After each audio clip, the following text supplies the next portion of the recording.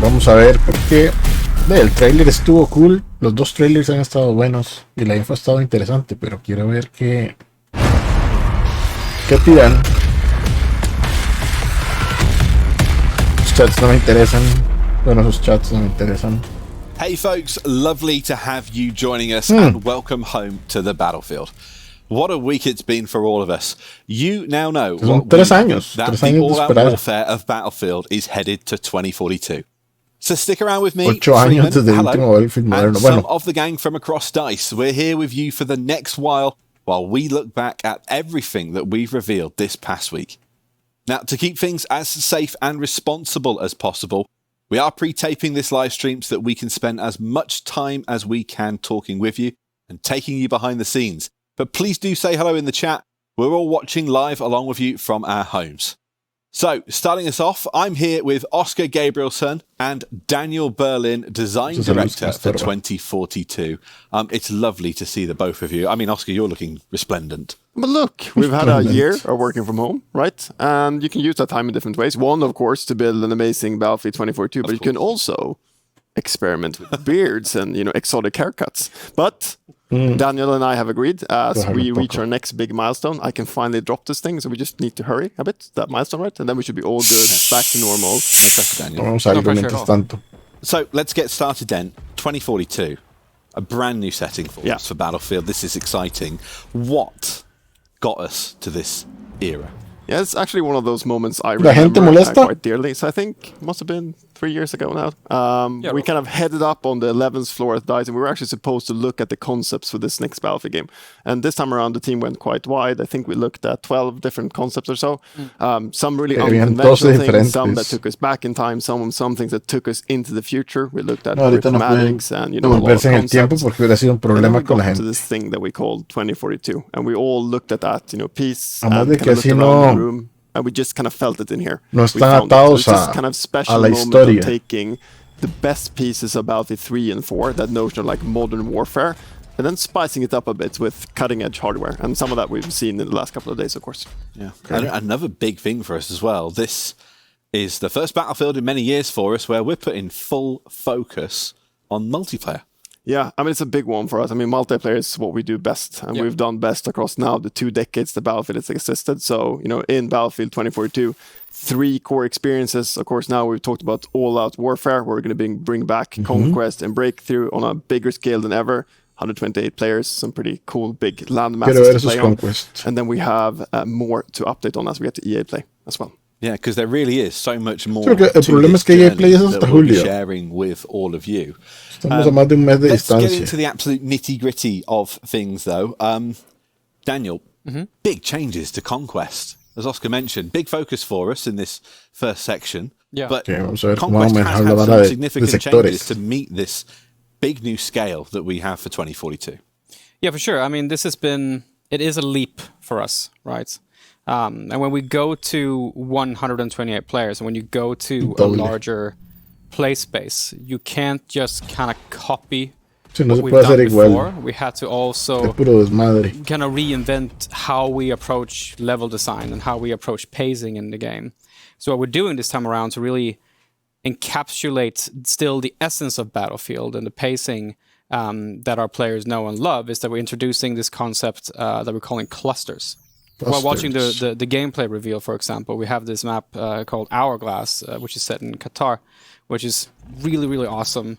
And this map really speaks to the new mentality around the level design, I think, and the clustering, because you can almost imagine it as a massive battlefield. But within that massive battlefield, there's almost multiple battles going on. If you go to the western part of this map, you'll find a huge stadium. Quiero ver ese estadio por dentro. Within the stadium itself, there's multiple capture points. And if you want to own the entirety of the stadium, that entire sector, you have to actually fight and control all of the capture points within that sector to capture the entirety of the stadium.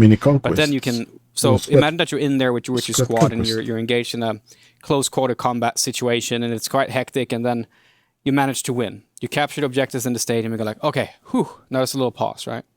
Then you run outside the stadium and you open up your maps and you go like, okay, where do we go next, guys? We see that you're capturing the neon city, the far end of the map. And then you go like, okay, we got to get there. So you bring up your calling tablet, You say like, okay, when you're a transport vehicle, I need it over there. It comes down with a parachute, lands in front of you. Your squad hops in, and then you have a traversal as you travel to this other sector, which is a sector full of skyscrapers, where you can zipline between the roofs of the skyscrapers as you fight for multiple skyscrapers. So it's this concept of clustering objectives into concentrated areas where we can have high pacing, but then also having different types of gameplay in these. And in between these spaces as well, you have vast open landscape on the Hourglass map, for example, the rolling sand dunes. And it's really cool for people that really love vehicle gameplay to be engaged in vehicle-on-vehicle type of combat in between these clusters. But there's, of course, also within the level design areas of our maps that is built for the infantry and vehicle mix. And in Hourglass, there's a perfect spot for this. If you go down south of the map, there's actually a quite sizable village down there, which has interior for infantry, but the vehicles can also roam the streets there, and it's a really good matchup in there. And in the center of the map there, you have these massive arches that is overlooking this highway intersection where this massive convoy has run to a stop, and there's lots of vehicles that have been abandoned and stuff like that. So lots of stuff is happening with Conquest, and with the level design in order to really bring out the scale and for us to really infuse more battlefield moments and just sandbox gameplay in general, I'd say. Yeah, because this is very much just what we do, isn't it? Making these big maps. And I mean, we were talking earlier about how a lot of this new approach for us with clustering is very much inspired by the success we've had in maps in the past, like Goldman Railway we were chatting about earlier on, and Sinai Desert with the village that you kind of have there as well. Perfect example. This where a lot of that kind of comes from for you and the team? We kind of tested the concept a couple of years ago with those games, but now we're kind of taking that concept and we're taking it to the max, basically. So it's been really fun for us to kind of test around these different types of setups and landing on something that we really like. But I think that it's important to mention with Conquest that like the freedom and access to the sandbox is literally at your fingertips. Do you need a vehicle? Okay, call in tablet, get it in here. Do you want to change out your customization on your weapon? Hey, plus menu, just change it out on the fly. You don't have to respawn or anything like that. And the freedom of choice. Hey, I want to have close quarters. I go to the stadium. Hey, I want to have some awesome, crazy verticality. I go to the Neon City. I want to have, vehicle-on-vehicle gameplay. Let's roam the fields in between. But then we have breakthrough as well, right? In 2042, we're more separating the experiences and making them more distinct and leaning into the strengths of them to a higher degree, I would say. So while you have this, what we call varied pacing in Conquest, where you have this high-octane combat situation in the stadium, and then the pacing goes down. And you call a vehicle, and then you travel, and you talk, and you strategize. Conquest es una mezcla de Conquest y Operations. From the west. In Breakthrough, it's more like we take 128 players, and it's two teams, a defender and the attacker, and we compress them down to a smaller space. Like, now you're going to fight in this sector only. So Breakthrough is this experience where you go on this journey throughout the map, but it's just short time to action. It's just chaotic and crazy, but we're still leaning into the size here as well. We wanted to give you more tactical opportunity when you're playing Breakthrough than we've necessarily done in the past. So we still use the width of the map to a large extent. So if you find yourself spawning, running forward, just like, there's a meat grinder in front of me, lots of people dying here, lots of things going on. We're now going to give you ample space to flank around and then take other strategic opportunities as well. Yeah, and it really is exciting. So many of the Battlefield fans that I've been chatting to since we revealed the game and then showed off gameplay last week at Xbox, they are really excited at these changes. But then, of course, there's so many new players who suddenly are really excited to find out what this is. And I think one of the best new things that we're really adding is that we're creating kind of new ways for people to get into the experience with our use of AI. Yeah, I mean, AI has been one of those things that we've been kind of, cooking back at DICE for many years, and Battlefield 2042 is kind of the perfect timing with next-gen tech to introduce it. So in Battlefield 2042, you can actually kick off the game and play solo with AI squad members on a whole big team with AI members facing AI. And that's just a great way to kind of learn the basics of the game. Mastering weapons, understanding how the vehicles and gadgets work, and kind of from there then graduating into a mix of both with like real humans in PvP and AI. And it's just a really good way for us to onboard new players, but actually even in regions where sometimes we don't have enough players online on the servers, we'll just fill that up with AI until everyone comes online, and we can have those servers full with only in Battlefield Mayhem 24/7. So it's pretty cool. Going back to the maps, Daniel, they're big. We've obviously been able to show off one of them with Hourglass in the trailer last weekend. And in regions where sometimes we don't have enough players online on the servers, we'll just fill that up with AI until everyone comes online, and we can have those servers full with only in Battlefield Mayhem 24/7. Great way to kind of learn the basics of the game. Mastering weapons, understanding how the vehicles and gadgets, things that we've been kind of cooking back at DICE for many years. Battlefield 2042 is kind of the perfect timing with next-gen tech to introduce it. So in Battlefield 2042, you can actually kick off the game and play solo with AI squad members on a whole big team with AI members facing AI. And that's just a great way to kind of learn the basics of the game. Mastering weapons, understanding how the vehicles and gadgets work, and kind of from there. Espero que sea una opción, no algo de todos los mapas. Both with like real humans in PvP and AI. And it's just a really good way for us to onboard new players, but actually even in regions where sometimes we don't have enough players online on the servers, we'll just fill that up with AI until everyone comes online, and we can have those servers full with only in Battlefield Mayhem 24/7. So it's pretty cool. Going back to the maps, Daniel, ¿Está bien? They're big.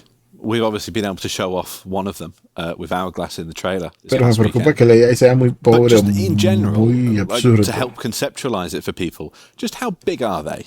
So like when we give these past references to some of our older maps, which are quite big, now we're at 128 players, like how much of a scale increase have we gone for on some of our maps? There's not like a general number we've said, like, okay, they need to be 2 times, or they need to be 4 times, or something like that. We just staying true to the formula of Battlefield in the sense that some maps are smaller than others, but across the board, things have increased in size because this is the nature of having 128 players and needing to kind of accommodate for that in terms of pacing. So it has grown in size, but we still have maps that are smaller than for Hourglass, for example, is one of the bigger ones we have. I think it's the second biggest one, next to Irreversible, which is the biggest one we built, and I think that one is 5.9 square kilometers, which is quite insane. But again, in that map, when you go there, we will have the same mentality of the like the clustering. So if you want to have the example you gave, Freeman, with Sinai Desert, with the town, it's like if you go into Reversible, there is a place there called the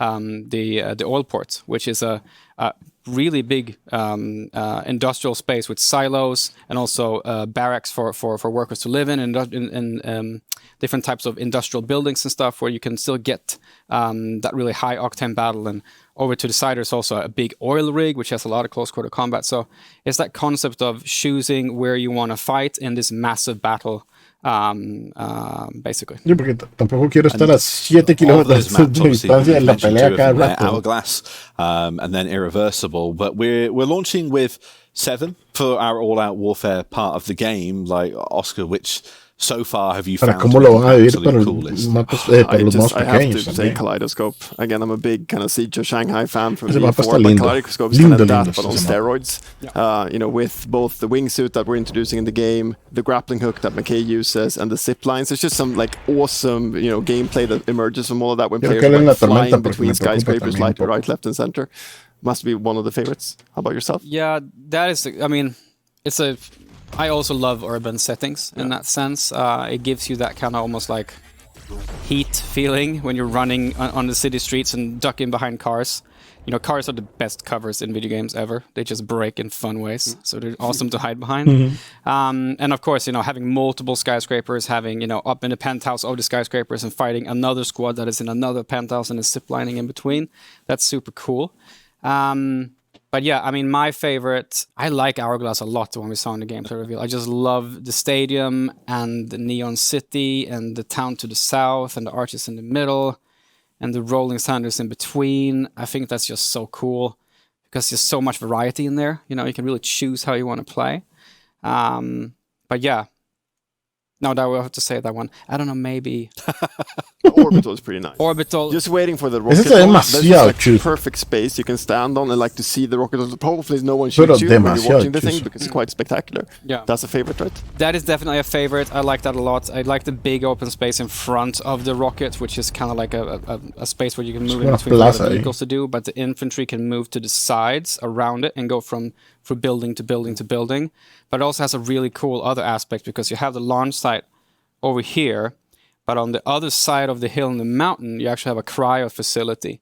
And you can choose to like take the roads, or you can choose to kind of just run across the mountain if you want to. But there's also a massive tunnel that goes through. And I've been in some playtests where it's just, okay, we captured, the rocket facility, and now let's head on to the cryo plant. And we get into a transport vehicle and we hop in and we start going in that tunnel. It's just like, no. And then also you go for a turn. It's just like, in one of the playtests, I was facing 2 enemy tanks. And I was like, oh, yeah, that's it. And then, boom, I'm gone. So that tunnel is really cool.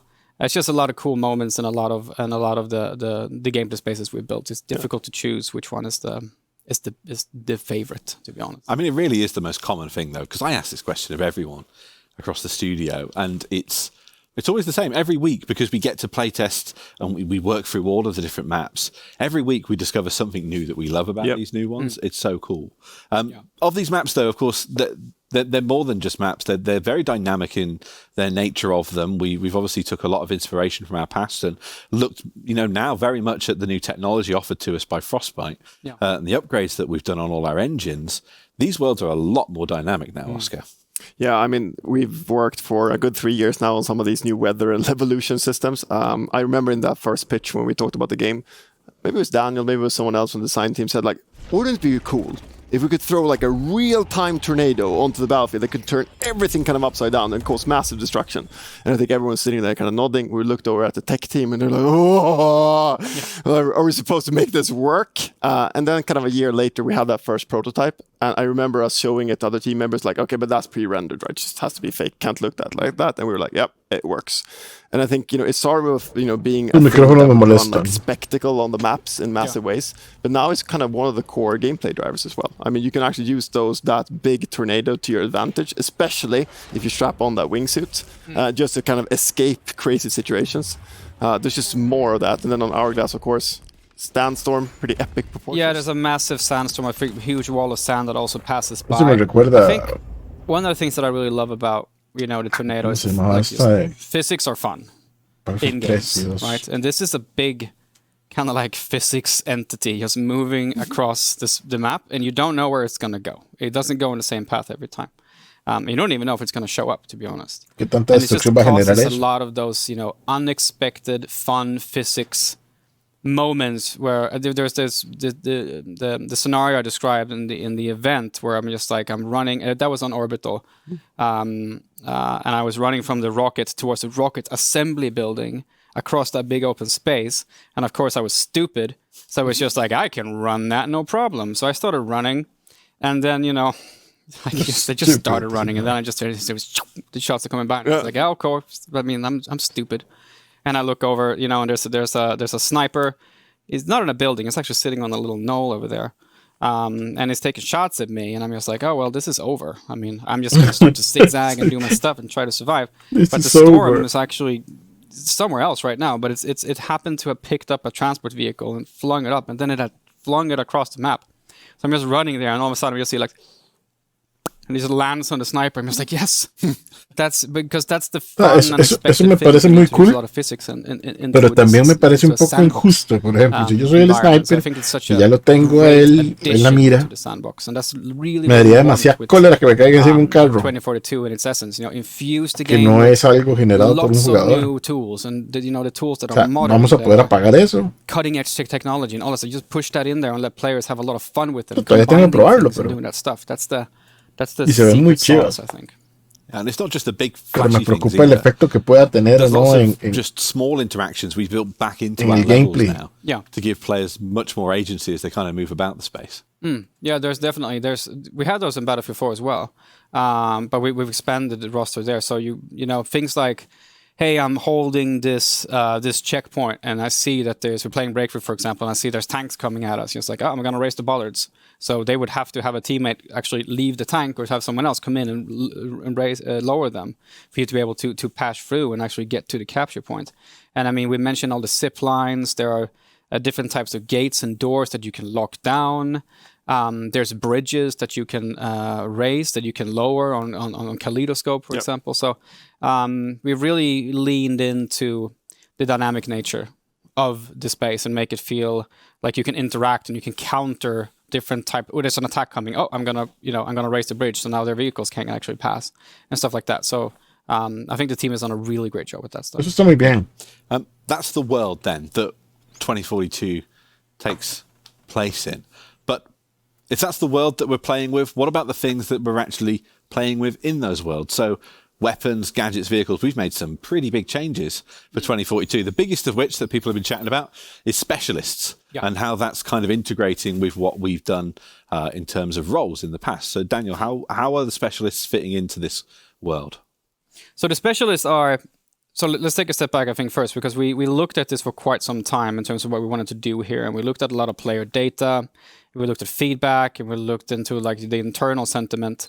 And there was a lot of things we can also see through the data specifically that a lot of players chose their class based on the primary weapon that was available. A mí me encantó Rainbow Six, pero no a todo el mundo le gusta la idea. You didn't choose necessarily a recon because of the gadgetry, but you actually chose a recon because you got the bolt-action sniper rifles.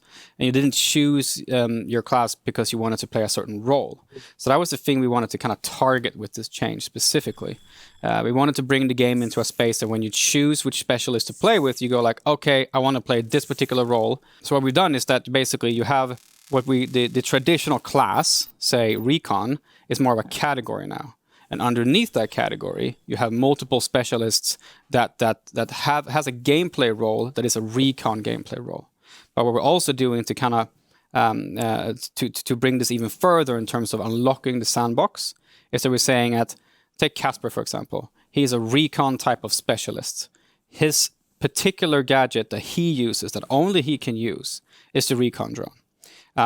But aside from the recon drone, Casper can bring a shotgun, a sniper rifle, an SMG, an LMG. Whatever you want to put on Casper, you can put on Casper. You can put a rocket launcher on Casper to couple with the recon drone. You can put as a throwable. You can equip him with C4.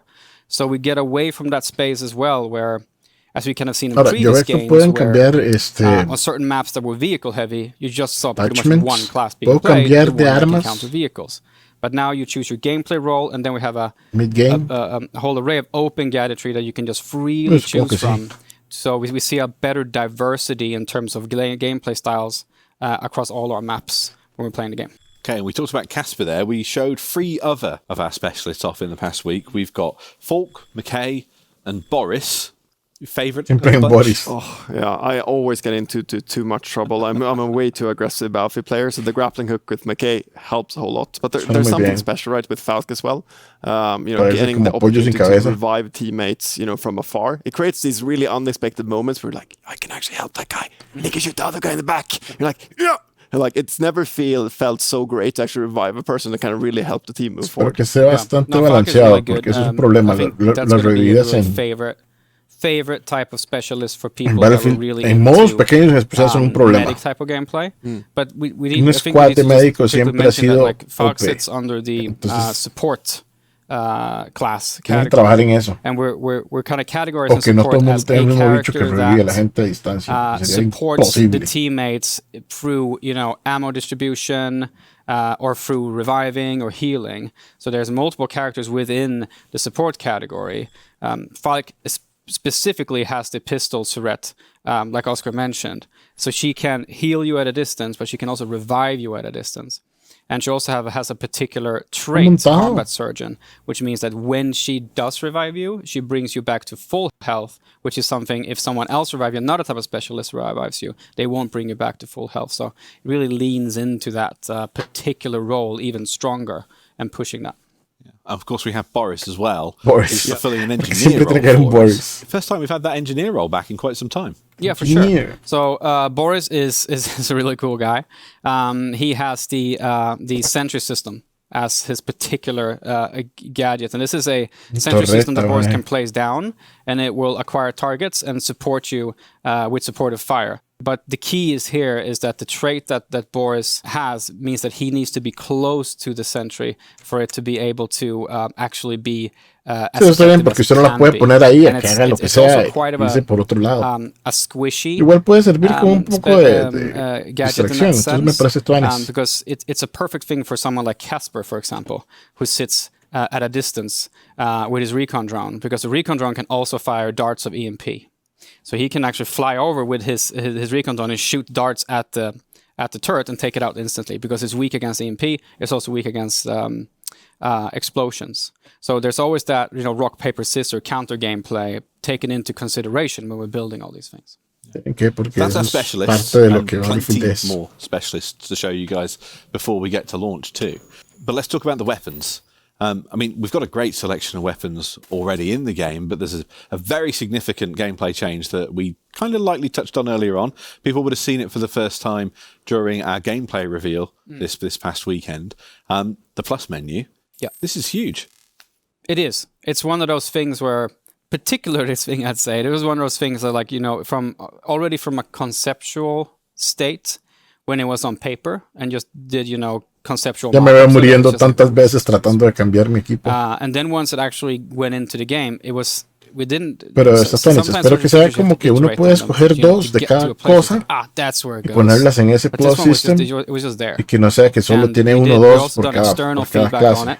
And we've done internal feedback on it, and the general output is like, it feels like this is something that has always been here, and it should have always been here. It doesn't. So it feels like something that we should have done it a long time ago, almost. But in general, it means that you're running around and you find yourself in a situation you didn't expect yourself to find yourself in, which is Battlefield in a nutshell. I ran around a corner and she was like, "Oh, okay, now I'm in this space, and that's not what I spawned with. So how do I counter that? Do I respawn?" It's like, no. You can actually just take up your weapon in front of you, change out the barrel, change out the underbarrel attachment, you can change out the scope, and you can change out the ammo type. So you kind of change the way it plays completely. But there is still a range in terms of balance here, for example, which is important to call out, I think. And that's you can't have a SMG and turn it into a sniper rifle. An SMG still sits within its category of usage, but it can deviate slightly to either side, right? So the plus system is not going to be removing pero si estoy con un SMG a una distancia más media corta, just make each weapon archetype somewhat more wide in its usage. Para enfrentarse a una distancia media. There's a red thread that goes through the whole game. Then we decided this early on in the game vision, right? This notion adaptability for players. Exactly. Given everything that's happening on the battlefield, we need to give the players the optimal amount of choices in real time. So plus menu is an example of that. The call-in systems, you can kind of drop in vehicles kind of at any time, but also that choice with the specialists, giving them the option to use any primary weapon or open gadget they wish. Yeah. And just unlock loads of sandbox moments. Like in past Battlefield games, you were kind of stuck, to be honest, and the only way to kind of change your gear was actually more or less to redeploy. Yeah. And now you're taking these kind of real-time decisions, just creating a whole bunch of new mayhem, right? So it's a lot of fun. And one of the best ways to take out a sniper, if you don't have a car being flung by a tornado for you. But that's a good thing, though. That's a good thing, but that doesn't happen every time. DMR? It's like if this happens now in the playtest, by the way. So if there's a sniper laying on a hill somewhere, and there's a certain range which you can call in the vehicles. You can't call it far, but if you're within a certain range, you can actually call in a tank that lands on them. So it's a good way to take out that sniper. Just he doesn't even know, and he's just laying there proning and sniping. All of a sudden, I called in a tank that just lands on his head and kills him. Eso va a ser divertido. There's so many gadgets as well to play around with. Oscar, you mentioned there we have open gadgets, but of course we've also got our class gadgets as well. They really do amp up the sandbox nature of the gameplay.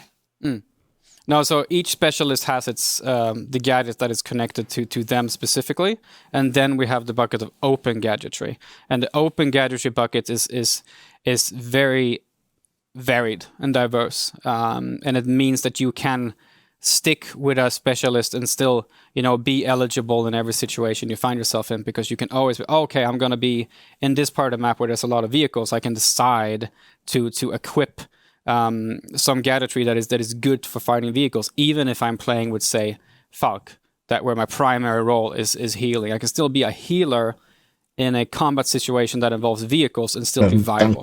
And that's something that is new for Battlefield, and it's something that I think we needed.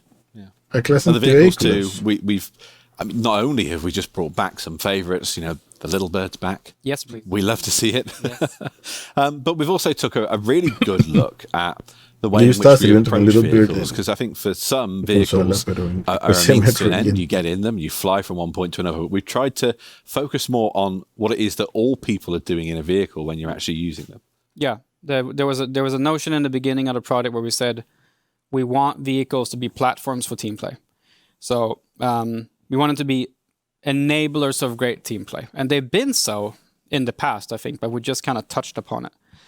So we're taking it further now with 2042, and that means that there's different seats in a vehicle have significantly more roles available. You can have a particular seat in a tank, for example, that is a spotter seat. So your friend who's in the spotter seat, his or her job is to actually just spot. And there's of course, it's kind of a given with cutting edge technology in modern hardware. 360-degree turn turrets for gunner. I've missed it. Yeah. It's wonderful that it's back. And it's really cool. There's many other ones. There's like anti-air seats. There's of course the driver seats and the gunner seats. And different types of gunner seats, grenade launchers, rocket launchers. There's even one vehicle that can deploy mines on the go. So it's perfect if someone is pursuing you and chasing you, put down some mines on the go and you see them blow up behind you. Yeah, and maybe, we given the big Frostbite upgrade, we got a new physics, sub-engine as part of that. So I think that the level of skill that's now in the vehicles, just kind of driving the transport vehicles, controlling tanks, it's really cool. It's a level of kind of, physicality we haven't had in our previous games, and a level of control that's, completely new. It just feels better to maneuver and better to drive, and it's more fun to take them off some, take it off some sweet jumps, as you say. But the cool thing about vehicles, which I also want to mention, is kind of like when you're playing Battlefield, even if you're not a vehicle player, just being around vehicles is awesome. So even if you want to play infantry, you're running around an orbital, for example, and you're on your way to the rockets, you're like me, you just try to run across the open space. Just seeing two transport vehicles, it's just coming around the bend and then being engaged in a high-speed fight just in front of you, you're a part of that moment, even if you're not driving the actual vehicle. And that's also those things we call battlefield moments. Sometimes they're big and they're bombastic, but just having that moment happen in front of you, it looks like it's a scripted moment almost, but it's two players just ducking it out in two vehicles. Having that is just such a great addition that you only get in Battlefield, basically. And it really does make all the difference in the world when you're rising out above the stadium on Hourglass and you're looking out across the distance to just see jets and tanks just all over the place. Es el único que da esa experiencia. Battlefield players who've been playing this franchise for a long time. Disfrutado suficientemente COD, pero no es just scratching the surface here. There's so much more to tell you on the road ahead. Of course, the 22nd of July, we'll be there at EA Play to show the next experience that's coming to 2042. And then later, Hazard Zone. And we're keeping pretty tight-lipped on both of these experiences so far. What can we tell people about Hazard Zone, and what can they expect from it?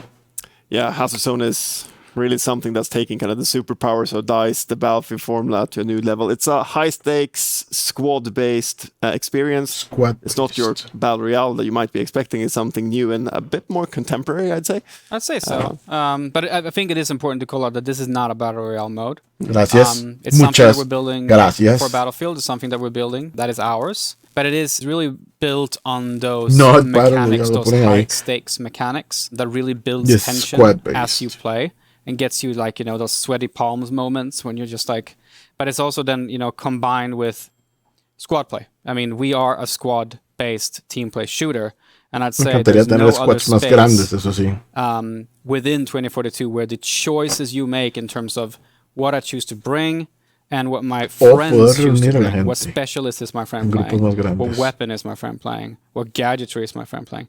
That has such an incredibly high importance in Hazard Zone when you're playing this game. So really, really tight squad play, really, really tight communication is important, and then built around those that tension builder, high stakes type of gameplay.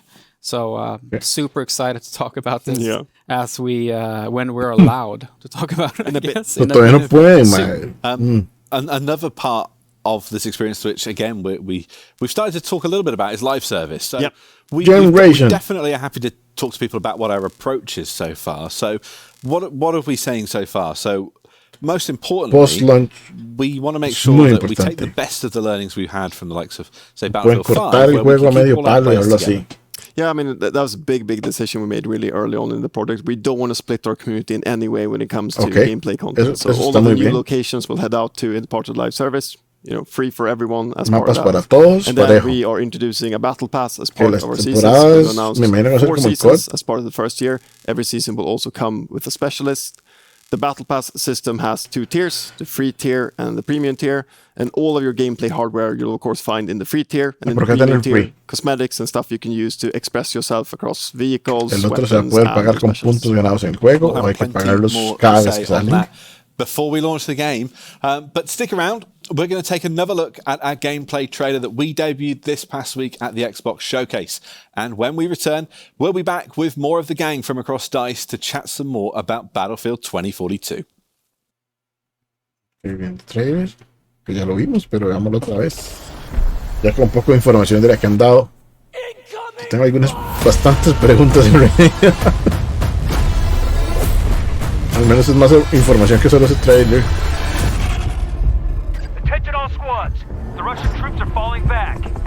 Quiero entrar a ese estadio ya.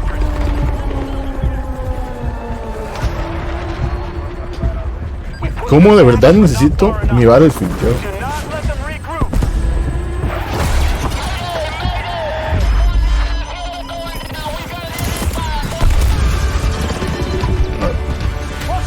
Los jets y todo se puede pedir, o los jets hay que agarrarlos de algún lugar específico del mapa.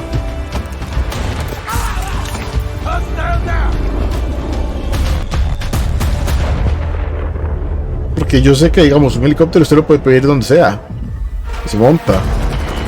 Esos parece que tienen, esos aviones parece que tienen despegue vertical, y algunos jets también. El Raptor tiene despegue vertical, pero no todos van a tener despegue vertical, me imagino.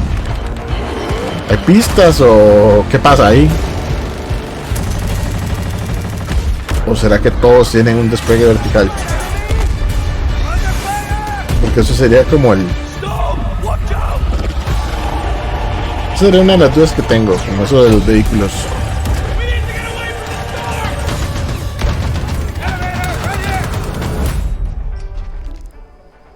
Es que ahí solo se ven 2 por cada arma, por cada parte.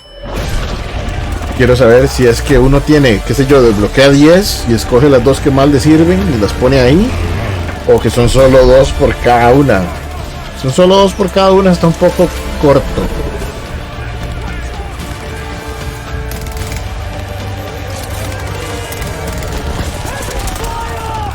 Claro, las opciones son muy grandes porque hay varios especialistas distintos, pero... Y diferentes clases de armas, pero me gustaría tener bastantes opciones por cada clase. Por cada arma específica, tener bastantes opciones. Ese mae, ahí se fue. Si había una animación ahí donde él se está subiendo, entonces siempre va a haber animaciones al entrar y salir de vehículos. Quiero saber qué tan rápidos son. Que no abusen de animación.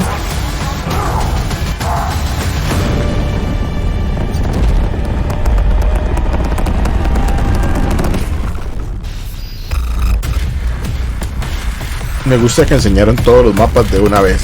Así como ven, todos estos son los que hay. I don't think I'm ever going to get bored of watching that trailer. But welcome back, folks. As promised, we are joined now by more of the gang from DICE. Joining us, we have Marie Buskard-Granlund, Associate Producer on 2042, Nicole Lee, Senior Game Designer, and Ferris Musmar, Associate Design Director. How are we doing, gang? You realise this is the largest collection of DICE employees that has happened now in, what, close to a year and a half? Yeah, it's been north of a year, right? Todo el mundo en las casas. Oh, it was a thrilling experience. Humans in the real flesh that can build video games even. It's pretty rad. Yeah. Did you have it on your game dev bingo cards that you go back to making video games in your bedrooms? Was that something that you expected on your career path?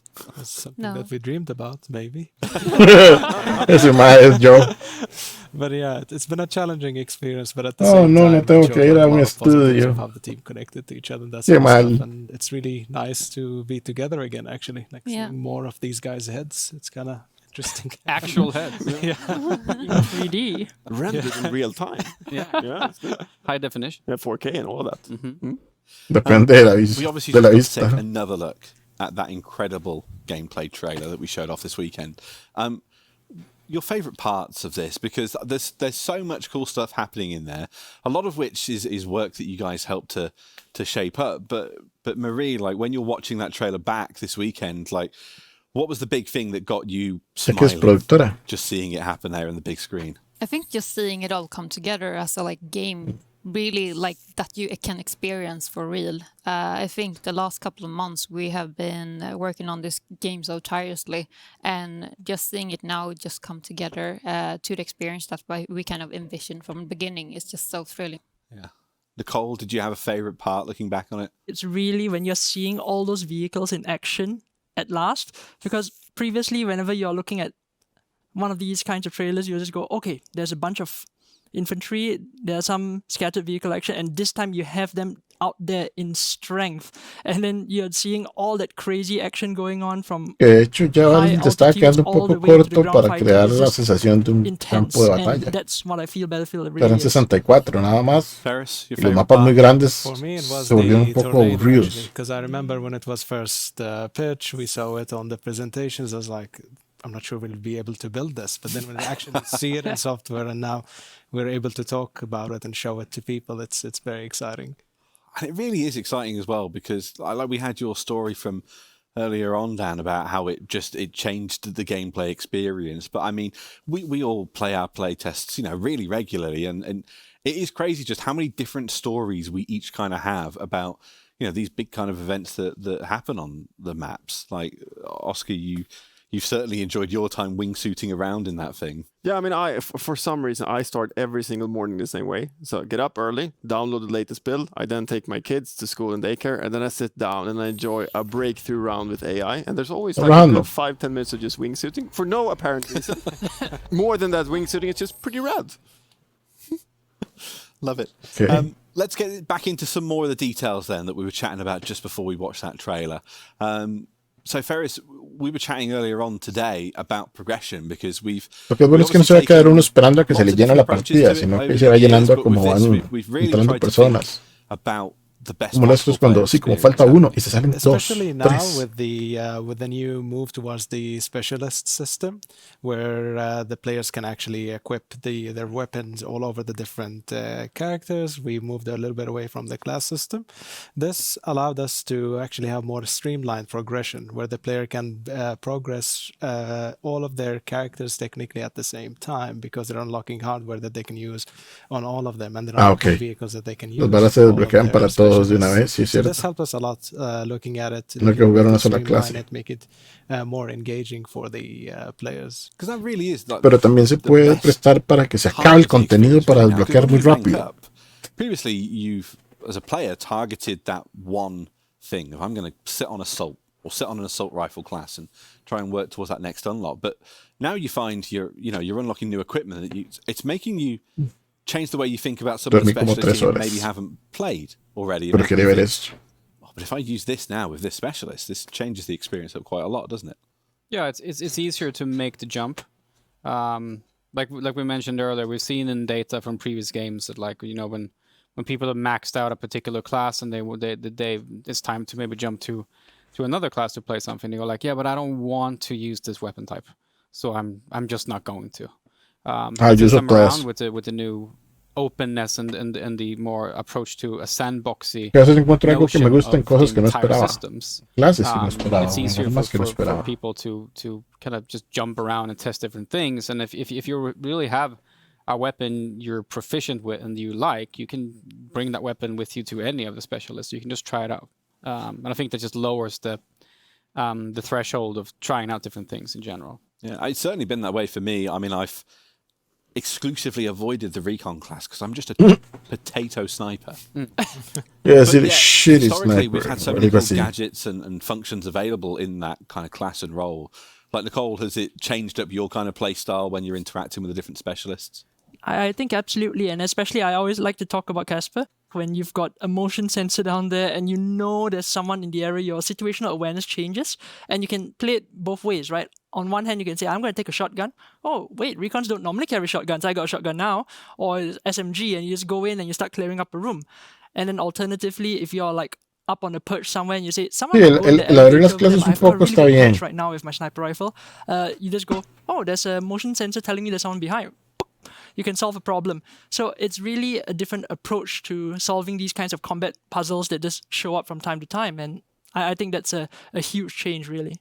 And it's such a cool world as well that we get to play in. Like, we were chatting about it a lot earlier on, talking about it in relation to our maps and in relation to the characters and the way that we're kind of approaching storytelling in this game, because this is new for us. We've obviously had story and reasons to go to places in past games, but like, how's it been now developing a Battlefield game where we're telling so much of this story of NOPATs and this world that we're inheriting in 2042. Sí, a mí me parece bien que los más se hayan liberado de hacer varas históricas, porque así pueden hacer lo que les dé la gana con el juego. Nadie les va a hacer un drama y no tienen que estar diciendo, oh, sí, es que es históricamente correcto. Via the specialists and via the surrounding elements that you have in the world. And we're going to take that even further during the live service. So it made us approach growing the lore of the universe in a very different way that is embedded in the gameplay. You're naturally exposed to the lore of the world as you're playing the game.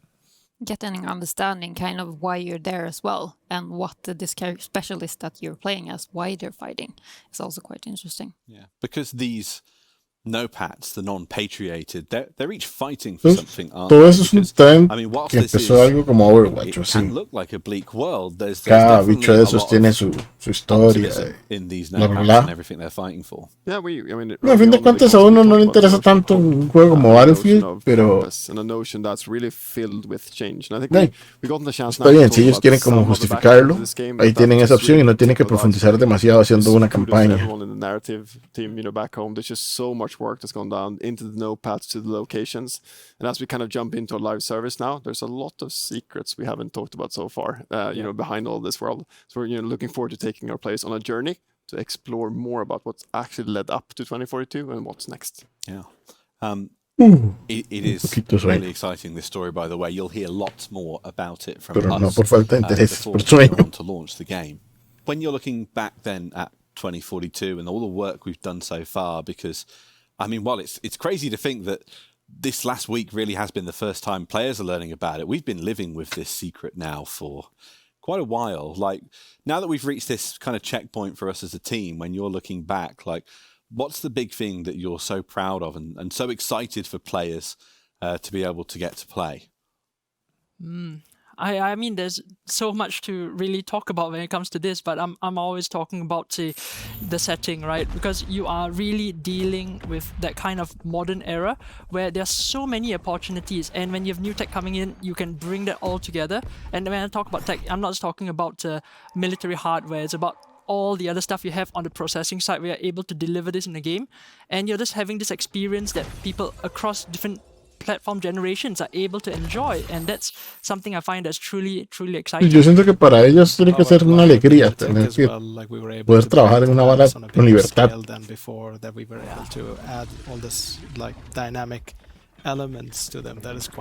El escrutinio no va a estar en si es históricamente correcto o si estas personas estaban aquí o qué pasó con estas otras situaciones históricas, sino que va a estar en que el juego sea bueno, que sea divertido. It's amazing, like, because Daniel, you and the team obviously work so hard to try and map out the experience we're going to build, but it's quite incredible, really, that the instant we start, more potential opens up for us. And we really must have evolved so much since that original concept when we sat down those years ago. Oh, yeah.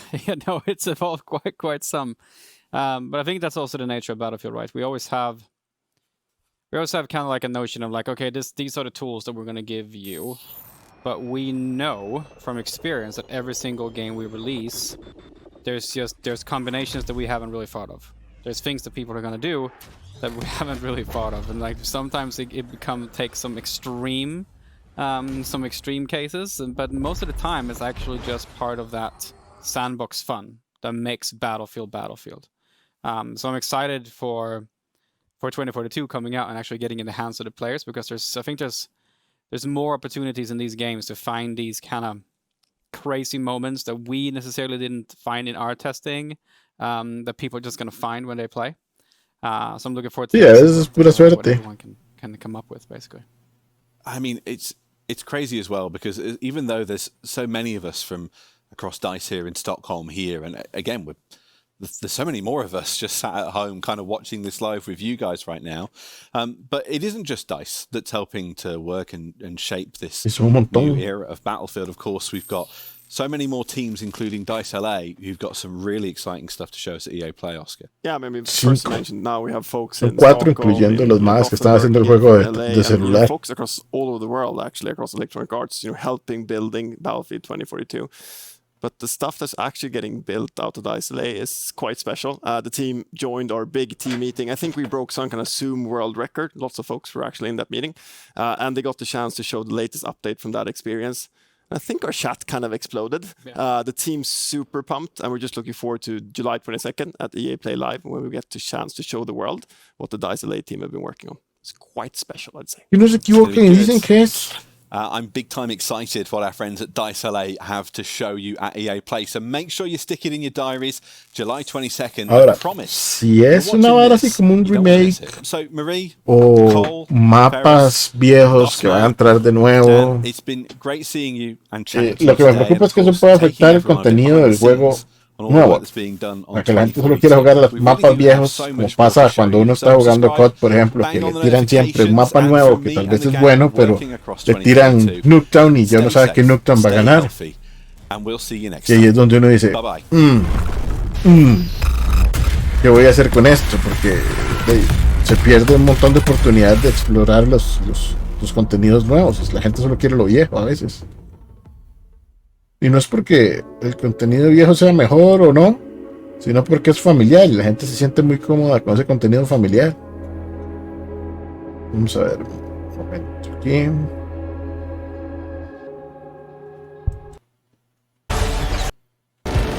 Hay varios puntos que siento que tienen que aclarar ahorita. Porque, ok, todo bien. No hemos visto destrucción. Estaban diciendo que la escala iba a ser muy grande y que la destrucción iba a estar presente, pero todavía no vemos nada caerse, nada romperse. Espero que eso no se pierda, porque es parte de la identidad del juego. Y tienen Frostbite por algo. No sé qué tanto va a afectar esta vara de los Revolution, que no son Revolutions ya, pero es lo mismo, las tormentas y los demás elementos de las pantallas al entorno, los edificios, todo. Qué tanto se va a dañar, qué tanto se va a romper, qué tanto va a cambiar la dinámica del juego.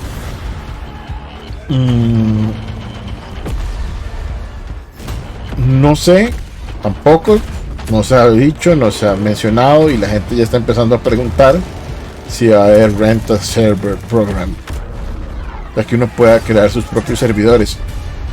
Debería poderse desde el día 1. El atrasarlo con Battlefield 1 fue un problema. En Battlefield 5 también fue un problema. La manera en que lo manejaron, la manera en que limitaron a los que estaban rentando el servidor también. ¿Por qué? Porque la gente necesita de tener libertad. Si yo quiero poner solo shotguns, puedo ponerlo, para eso estoy pagando. No, o crearlos de gratis, como se hizo con el 5, pero en el 5 usted podía crear servidores gratis, pero no podía manejar absolutamente todos los factores de la partida.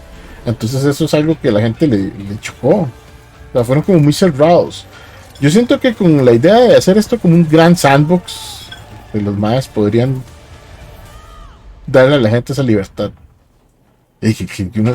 Quieren jugar todos snipers, de que jueguen 128 snipers, ¿qué importa?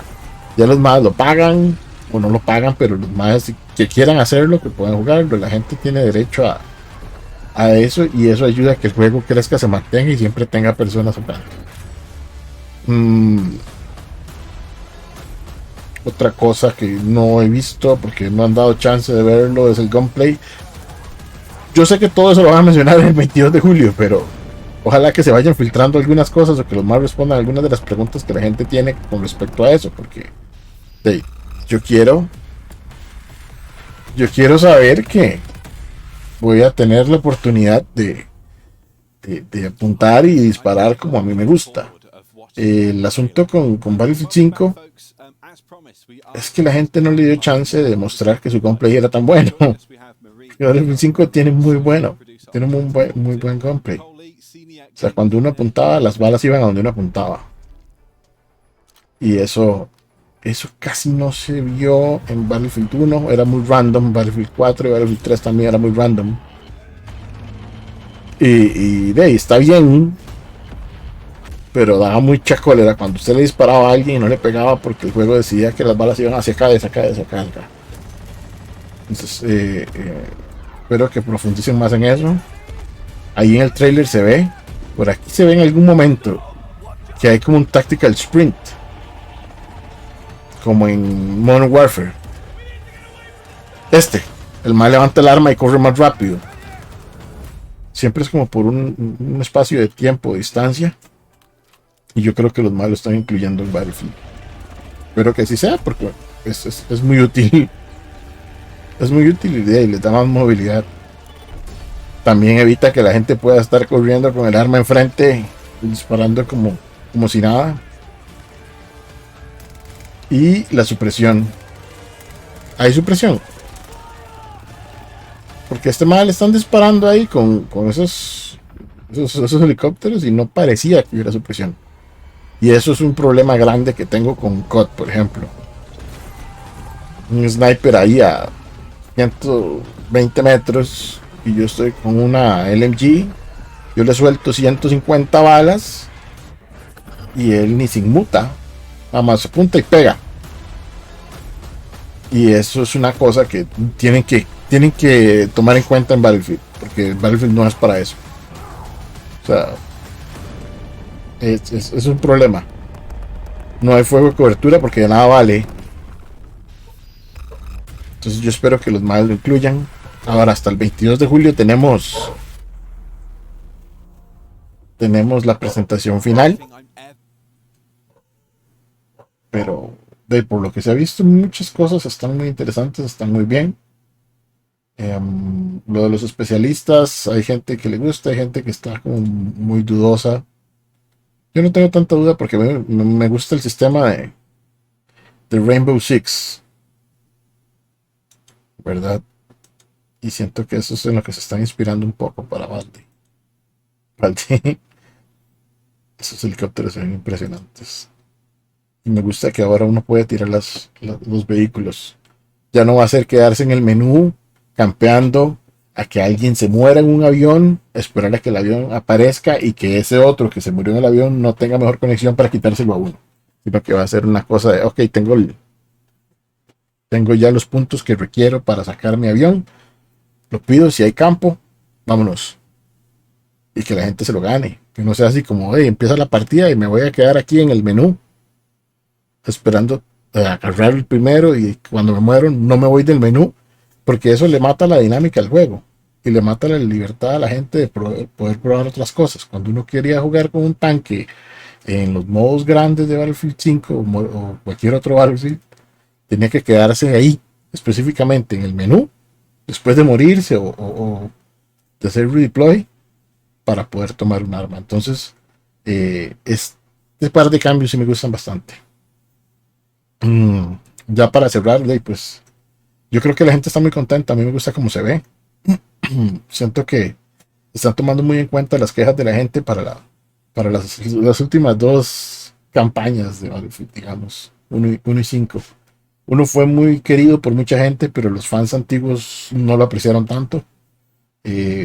Atrajo mucha gente nueva, eso sí, El 5 tuvo muchos problemas, primero por la pésima publicidad y la pésima presentación que hicieron, y después por la actitud del estudio, la manera en que no quisieron de tomar en cuenta las quejas de la gente rápido, y el sistema de live service que se quedó a medio palo.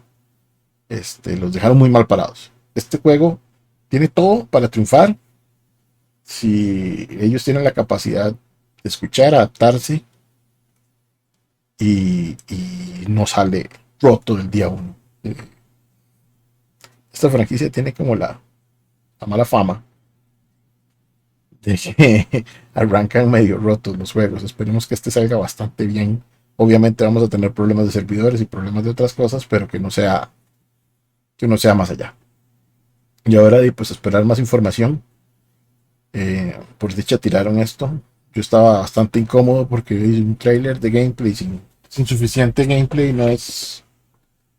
No es para darse una idea. Estas aclaraciones y explicaciones me parecen bien. Se están guardando bastantes cosas para julio 22.